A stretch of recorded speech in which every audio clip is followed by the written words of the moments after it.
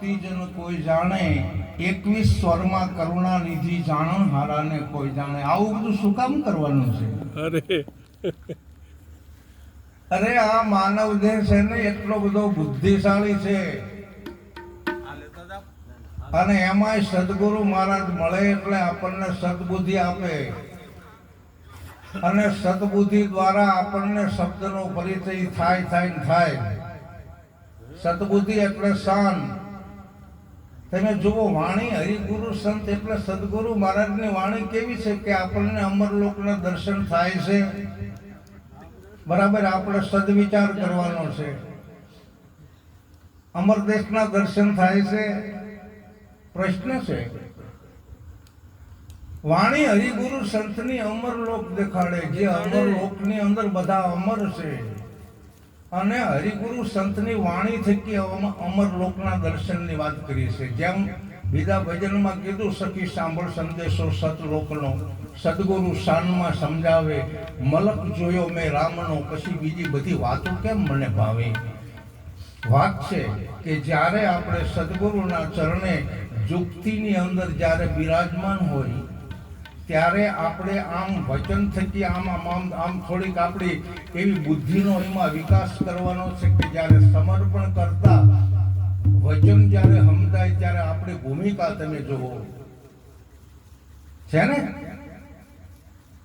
આપણે ઉપદેશ લેવા બેઠા હોય ને સદગુરુ મહારાજ આપણને બધું કહેશે, અહીંયા વાત કરવાની છે. અત્યારે એનો શોખ નથી કરતો હું, પરંતુ આપ બધા સમજણવાળા છો. અમરલોકના દર્શનની વાત કરું છું, જેમાં દિવ્ય દ્રષ્ટિ, જેને દેવ દ્રષ્ટિ, જેને જ્ઞાન ચક્ષુ, જેને ત્રીજું લોચન. કારણ કે માયાવી આંખોથી આપણને આ લોકના દર્શન નથી થતા, અને સદગુરુ મળ્યા પછી આપણે ક્યાં સુધી માયાવી દ્રષ્ટિ રાખશું? માયાવી દ્રષ્ટિ એટલે માયાની દ્રષ્ટિ જે આપણી છે એનેથી આપણને માયા દેખાય, પણ માયાથી પર સતલોક દેખાય નહીં. સુખરામ મહારાજે કીધું, કોઈ આવો અમારા દેશમાં જ્યાં મોહન મેળા થાય. અરે કાળ ગતિ જ્યાં કરેલી સંત ભાળી શર્માય, કોઈ આવો અમારા દેશમાં. બોલો, વિઘન રહે સર્વે વેઘળા, દુર્મતિ દૂર થાય. મોહ તણી માયા જાળમાં મન ન લપટાય. અરે ખરેખર આપણા મનને ઓળખી અને મનને જ્ઞાન હિમાલયની અંદર ઓગાળી નાખવાનું છે. ચોક્કસ. જો મન માકડાપણું નહીં મૂકે તો આપણને જ્ઞાન થવું મુશ્કેલ છે. બરાબર. મને ફોન આવ્યો રોકડ મહારાજનો. મને કે નટુ મહારાજ એક સવારામની વાણી છે, કોઈને શોખ હોય સંગ્રામ કો હાલો નેજો પાડ્યો નિજ નામ કો. એમાં કડી આવે છે કે બે ફકરો તું ફકીર બની જા, આવાજ છે પદ યાન કો, મકર તાર મન સુબો માર્યો ધંધો ઉડાડી દીધો ધ્યાન કો. અરે અરે, મને કે આ મકર તાર એટલે શું? મેં કીધું માકડું. આ મન છે ને એ માકડા જેવું છે, પણ સદગુરુ મળે એટલે માકડાપણું મટી જવું જોઈએ. તો કે મન શું બની જાય? તો મેં કીધું મન નિરંજન પુરુષ બની જાય. બસ ફ્રીજની અંદર પાણી ભર્યું હોય ને બરફ થઈ ગયો ને પછી એને પાણી પ્રકાશ બહાર મળે એટલે ઓગળી જાય. તો આ મનને જ્ઞાન હિમાલયની અંદર ઓગાળવાનું છે. સાથે ચિત્ત અને આપણી બુદ્ધિનો આપણો અહંકાર કંઈ રહેતું નથી. ત્યારે આપણું સ્વરૂપ કેવું છે કે સદાના માટેનું આપણને ભાષે છે. આવી સદગુરુ મહારાજની વાણી છે.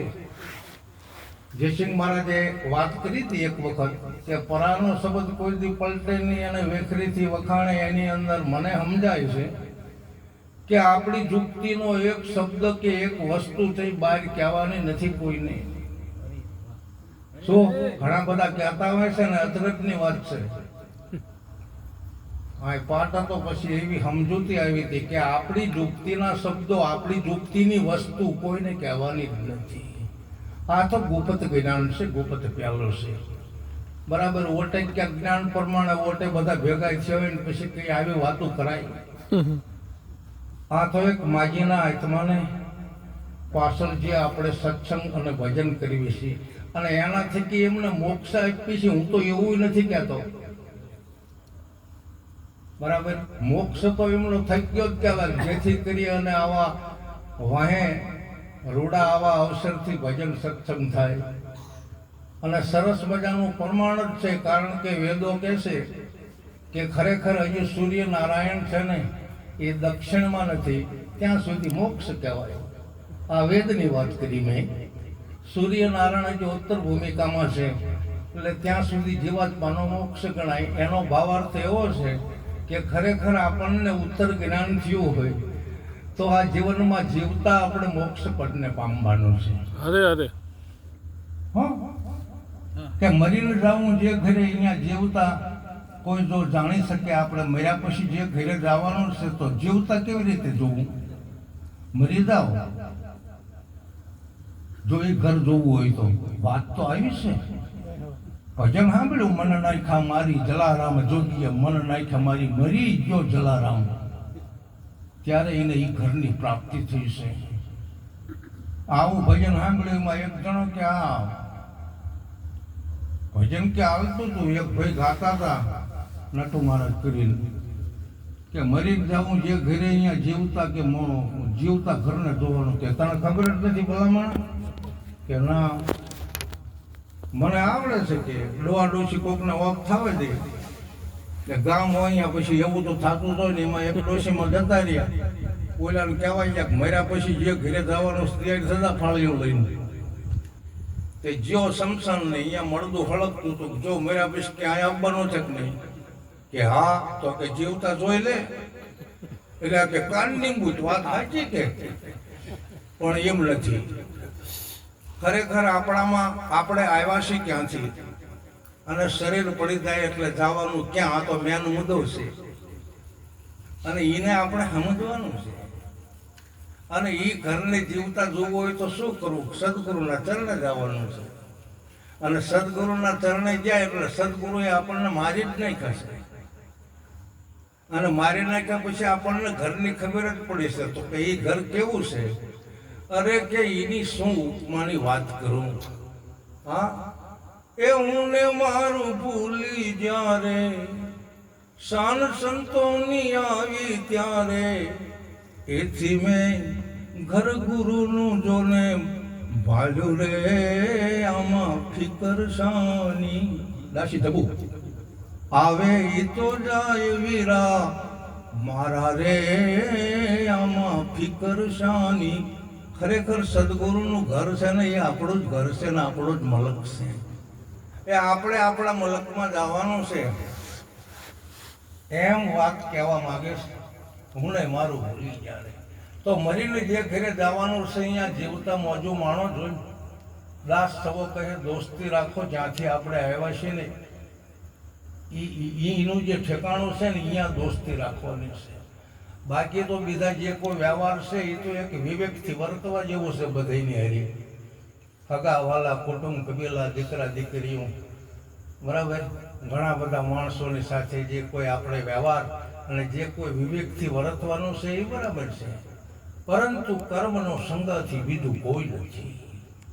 જવાનો સંગથી બીજું કોઈ નથી. ક્યાં જવાનું છે, ક્યાં આવવાનું છે, શું છે આ બધું જ્ઞાન બહુ સારી શિખામણ આપણને સંતો આપે છે. એમ પરાનો શબ્દ કોઈ દી પલટે નહીં એ વિશે મેં વાત કરી. આ તો વેખરીથી વખાણે બરાબર. વાણીના 4 પ્રકાર છે. વેખરી વાણી તો આપણી જે પશ્ચિમ વેખરી વાણી તો જે આપણી મહાકારણની ભૂમિકા છે અહીંયા પડી જ છે. અર્થાત સૂક્ષ્મ દેહની અંદર વેખરી વાણી પડી જ છે. અત્યારે જાગ્રત અવસ્થાની અંદર આપણે છીએ તો આપણામાં અત્યારે વાણી પડી જ છે. પરંતુ જ્યારે આપણે તુર્યાતીતની અંદર જ્યારે તાર લાગે અને અહીંયા વખતે જે કોઈ વાણી છે એ વાણીને કોઈ વિરલા જાણી શકે છે. તુર્યાતીતની ભૂમિકાનો તાલ લગાડવો એ તો બહુ સહેલું નથી. બહુ આકૃત છે. ગંગા સતી કહેશે એક ભજન બોલું છું બરાબર.